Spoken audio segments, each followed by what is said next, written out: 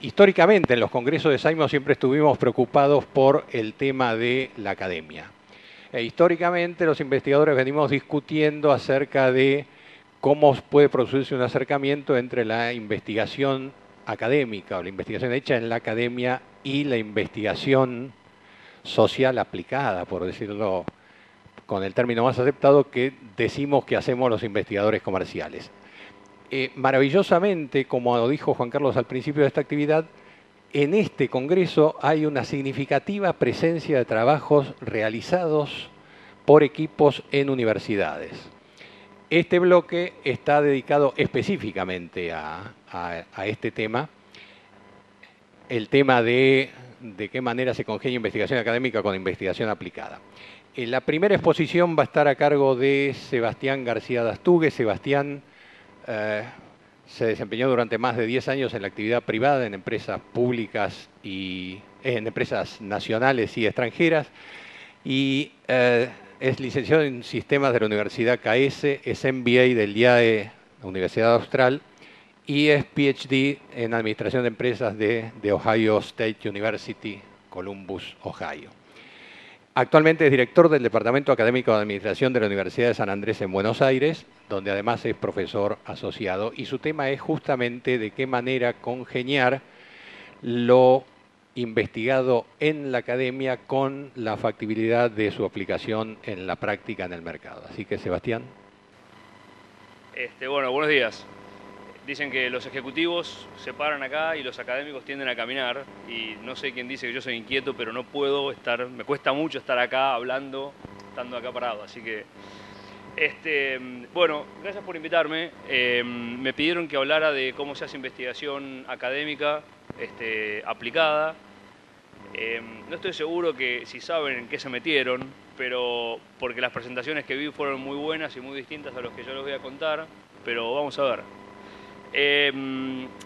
Hay un problema con la relevancia de la investigación académica. ¿Sí? Los académicos, y estoy hablando de la administración de empresas, que es lo único que sé, y en particular en pocos campos dentro de la administración de empresas, que son los que conozco, pero un académico puede hacer una carrera exitosa siendo completamente irrelevante. Irrelevante para la práctica y irrelevante hasta para la mayoría de la academia también. Un poco para mostrarles cómo es. ¿Quién sabe qué es ser un académico de tiempo completo en la administración de empresas? ¿Saben cómo son las publicaciones? ¿Saben que tenemos que publicar? ¿Saben cómo se divide el tiempo de un académico y demás? Ok. Primer sabor para ver qué es un académico. Si yo tuviera que haber puesto un título académico a esta presentación, el título que hubiera elegido sería este. ¿Está? Rigor académico y relevancia práctica en la producción de investigación y administración de empresas, 2 puntos, sin 2 puntos no vale, antecedentes e implementación de 2 formas de unir aparentes opuestos. Tiene que tener más de 4 renglones y tiene que tener un 2 puntos, por lo menos en el nombre. Lo que me pidieron es entonces que mencione criterios y la forma en la que se encara investigación. Voy a contar la forma que yo conozco, voy a contar 2 ejemplos que a mí me funcionaron bien en momentos puntuales. Definitivamente esto no es una generalización ni nada por el estilo. Y bueno, les voy a contar un par de proyectos. Entonces lo que voy a hacer va a ser contarles cómo es la producción de una publicación académica. Voy a hablar de cuáles son los incentivos de un académico para que entiendan por qué somos irrelevantes. ¿Sí? Porque tenemos una razón, somos irrelevantes pero con una razón. Vamos a hablar un poquito de la diferencia entre rigor y relevancia y cuáles son las oportunidades que otra vez yo detecté. Perdón que sea completamente autorreferencial en esto, pero quiero transmitirles claramente de que esta es mi visión, y la semana pasada me tomé una semana sabático, porque todavía no me da para un año. Entonces una de las cosas que hice durante mi semana de sabático fue producir esta presentación, así que es absolutamente mi opinión, ¿está? Con carencia total de rigor científico. Les voy a contar los 2 ejemplos y después les cuento los que para mí son barreras para implementar estos ejemplos que yo les cuento y por qué yo pude lograr hacer este tipo de investigación a pesar de las barreras. Nada majestuoso, digamos, simplemente aproveché la situación. La diferencia entre un buen trabajo analítico, en mi opinión, la diferencia entre un buen trabajo analítico que puede hacer un ejecutivo o un equipo de consultores y un académico que logra una publicación académica es la publicación, ¿sí? Y no es la publicación en cualquier lado, sino que es la publicación en ámbitos muy determinados, ¿tá? Se llaman, adoptamos la palabra en inglés, que es journal, y la característica que tiene un journal es que, la primera característica es que hay un proceso bastante estructurado de cómo tiene que estar escrito el artículo. Todos los artículos tienen el mismo formato. Y básicamente tiene una revisión de la literatura, tiene una pregunta de investigación, tiene una descripción de la investigación, metodología, recolección de datos y demás, y se produce un manuscrito. Ese manuscrito se manda a distintos journals, a distintas revistas, con referato, o sea que la aceptación de esos journals depende de la revisión de pares. El proceso se llama doblemente ciego, double blinded. ¿Por qué? Porque el autor no sabe quiénes son los revisores y los revisores no saben quién son el autor. Los revisores te dan con un caño para que guardes y para que tengas, ¿sí? Muchas cosas son verdaderamente ciertas, muchas son defendiendo situaciones personales de los revisores. Eso se hace por lo menos 2 árbitros, por lo menos te tienen que dar feedback, idealmente 3. Depende del journal también. Y después empieza un proceso de responder a los comentarios, volver a mandar el journal. O sea que cuando vos mandás un journal, te mandan un artículo, te mandan los comentarios, vos después revisás el artículo y respondés a los comentarios. ¿Tá? Son 2 cosas por separado y tenés que responder a los comentarios uno a uno si es posible.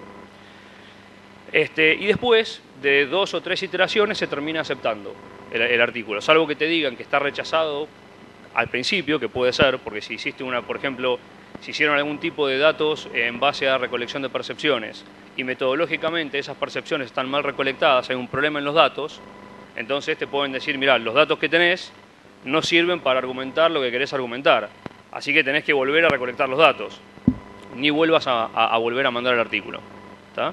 Si el artículo tiene algún problemita, pero sirven los datos, por ejemplo, no sé, te piden que hagas una relación con una hipótesis adicional, algún tipo de esas cosas, lo podés hacer y lo podés volver a mandar, ¿tá?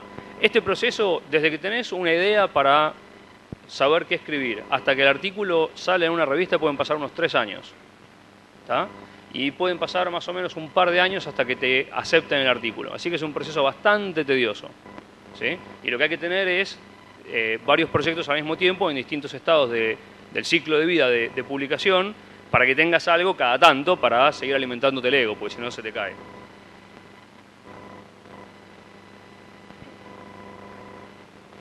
Estoy saliendo de un resfrío, así que necesito agua. Eso es lo que digo que tengo acá adentro, en realidad. Incentivos para la academia. Lo que voy a describir es el modo anglosajón, que es lo que adoptamos en Latinoamérica y está aceptado obviamente en Estados Unidos y en Inglaterra, Australia y la mayoría de otros países. Los asiáticos también adoptaron el modelo anglosajón. Y hay algo que los profesores, cuando vos entrás como profesor junior, hay algo que se llama tenure. El tenure es un nivel que te dan cuando pasás de ser profesor asistente a profesor asociado. Sí, no existe el concepto de cátedra como lo tenemos acá. El concepto de cátedra sería full professor, que sería después de asociado. Entre que sos asistente, profesor asistente y profesor asociado, dependiendo de la universidad, si es una universidad de investigación o una universidad de enseñanza, yo me voy a referir a las universidades de investigación, puede pasar un periodo de entre 5 y 7 años, dependiendo de la universidad. Y en ese periodo tenés que tener tantos hits, tantas publicaciones, ¿sí? Preferentemente en journals A, que son los de más alto nivel, más difíciles de entrar, que menos gente lee.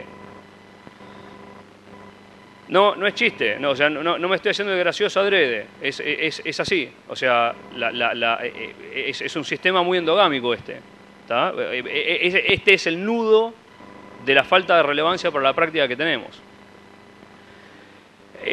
Cuando tenés tenure, ¿sí? El tenure es un mecanismo que se inventó en Estados Unidos, que es un mecanismo de protección, o en Inglaterra, no estoy seguro, un mecanismo de protección para los profesores, para que los políticos no agarren y rajen a un profe que estaba haciendo algo de investigación un poquito controvertida. Y se extendió a todos los campos, ¿tá?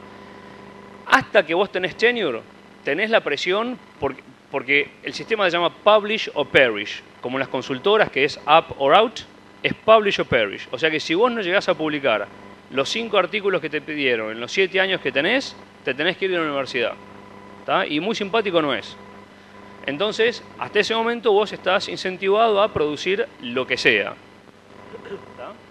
Entonces, lo que les pasa a los profe juniors, de lo cual yo zafé porque me fui de Estados Unidos, es que uno empieza a priorizar la cantidad sobre la calidad.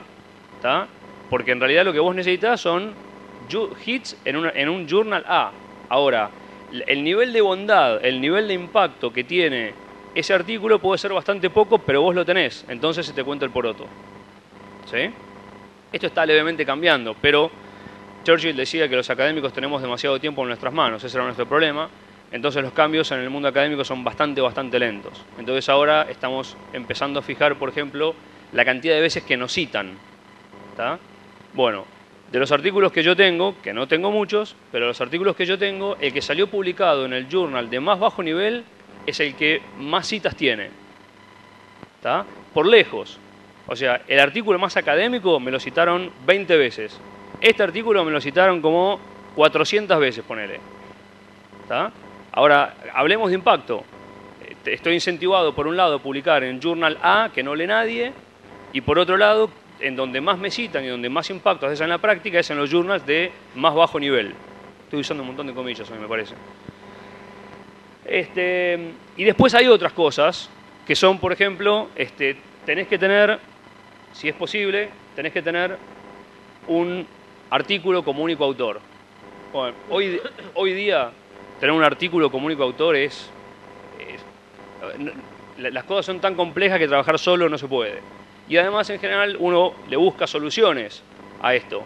Entonces digo, che, Domingo, hacemos una cosa, escribimos 2 artículos, este lo publicás con tu nombre y este otro lo publicamos con el mío, ¿sí? O sea que muy fácilmente se puede jugar esta métrica. Oportunidades, elegí una sola. Hay un descalce bastante importante entre lo conceptual y las prácticas, ¿sí? Muchas veces, y esto está en bastantes artículos de distintos campos de estudio, al menos yo lo encontré en distintos campos de estudio, que la práctica va por delante de la academia. Eso era una forma de zarandearle la estructura a los académicos para decirle tenés que empezar a hacer investigación más rápido y tratar de seguir más a los ejecutivos. Pero por otro lado, yo me encontré muchas veces en situaciones en las cuales me llaman para o hacerme una consulta o sale en un curso algún tema, y lo que yo veo es que de repente los managers no tienen las herramientas conceptuales necesarias para poder lidiar con esa situación que me están planteando. ¿Me expliqué bien? ¿Se entendió? Entonces, vos agarrás y a veces me gustaría poder, que esta es la parte difícil de tratar de ser académico relevante, que tenés que agarrar a los ejecutivos y le tenés que decir, o sea, no solo yo como académico tengo que tratar de ser relevante para el ejecutivo, pero el ejecutivo también tiene que tener la habilidad de decir, vení, separémonos un par de horas, divaguemos un par de horas, olvídate del día a día, animate a jugar conceptualmente, y cuando terminamos de jugar un poquito con la caja de conceptos, volvés al mundo real y te fijás a ver qué de estos conceptos te sirven para cambiar tu percepción sobre lo que ves. ¿Sí? Eso tampoco es muy fácil de lograr. Entonces, hay un descalce importante, la práctica va delante de la academia, pero también hay conceptos que no están implementados. ¿Sí? Y estoy hablando específicamente del campo que yo trabajo, y definitivamente no es una generalización.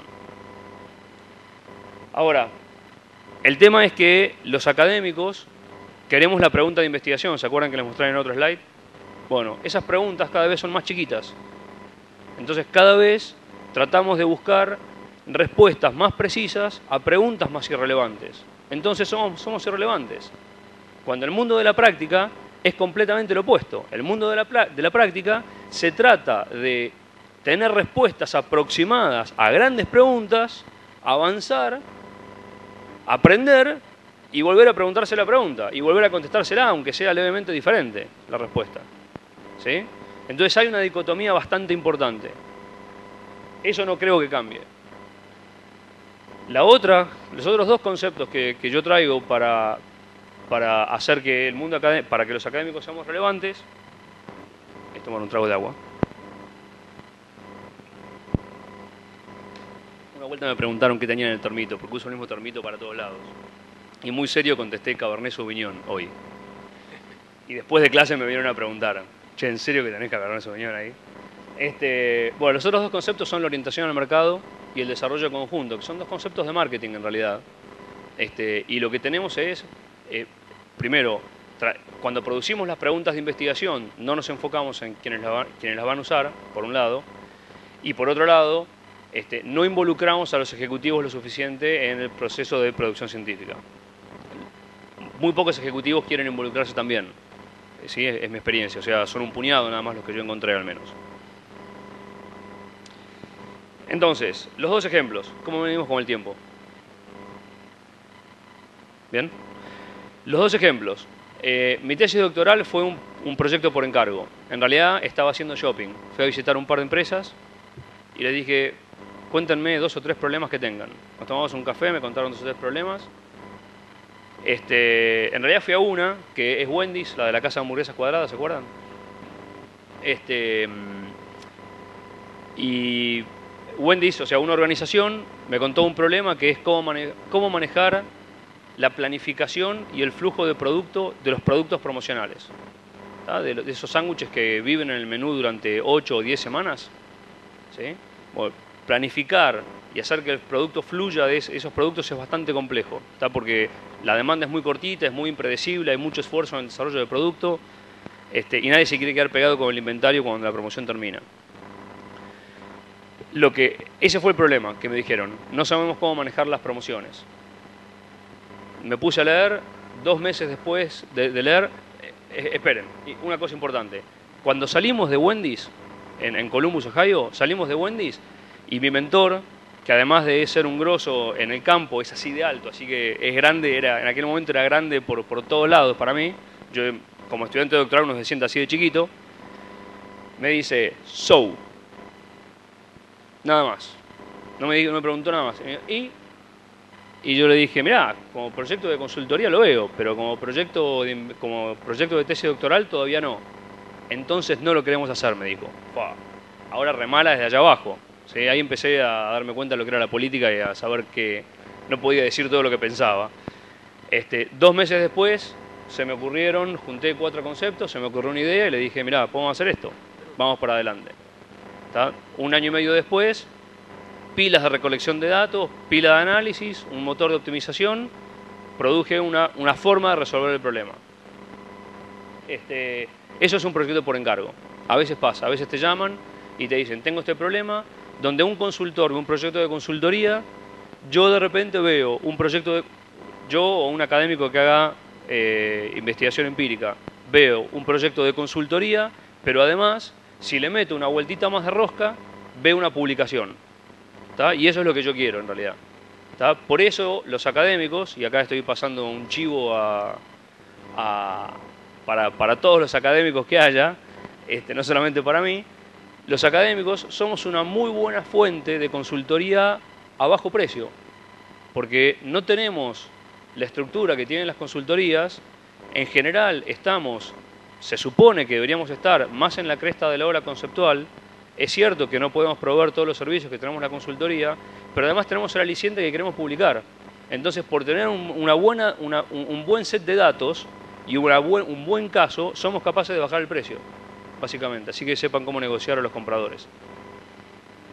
La otra forma que uso es el foro. Y esto me entrenó mi mentor de cómo hacerlo. Y el foro lo que hacemos es un grupo de empresas, tiene que ser por lo menos 5 y no más de 15.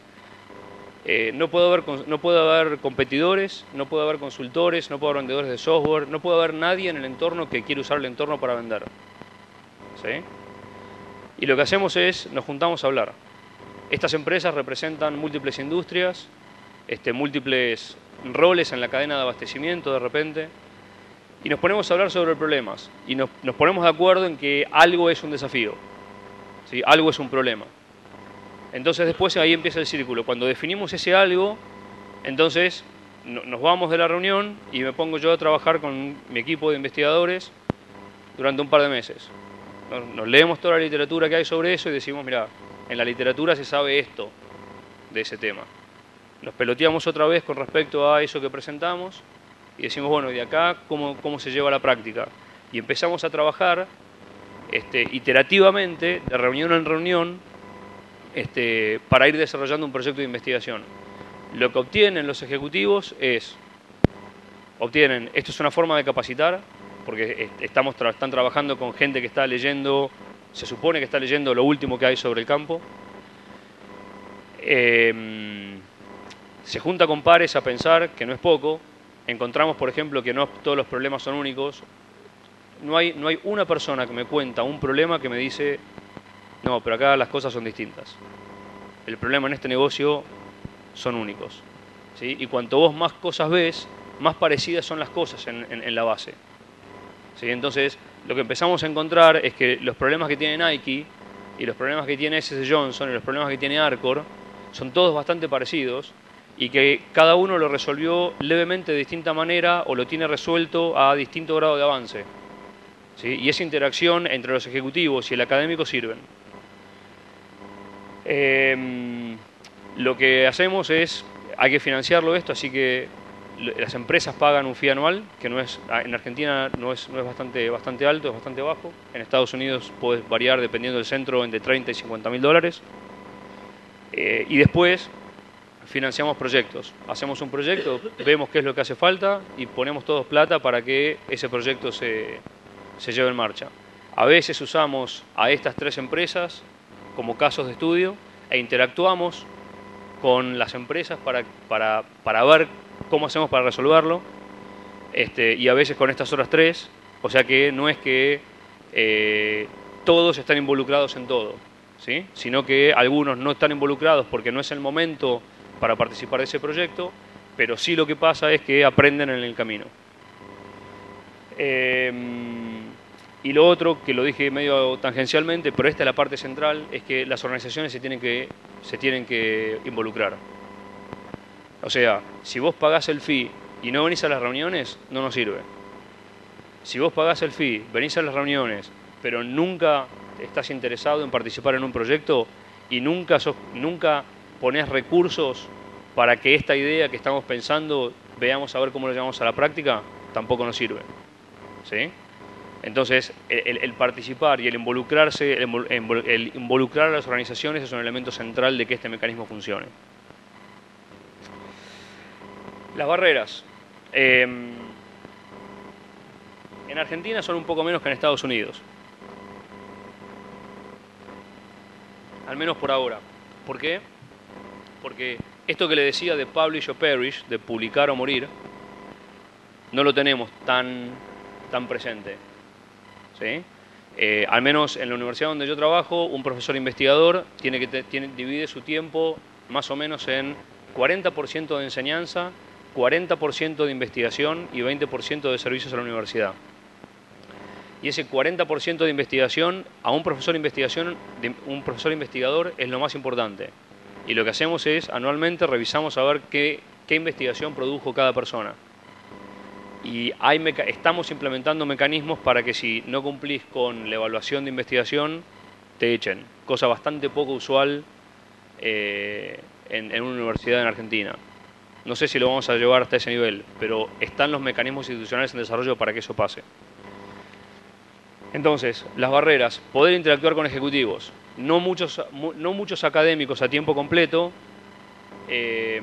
pueden interactuar con ejecutivos. El académico es un bicho raro que es medio entrepreneur, medio le gusta hacer lo que quiere, medio le gusta vivir en el mundo de la conceptualización y al académico le cuesta mucho entender la granularidad del día a día que tienen los ejecutivos, ¿tá?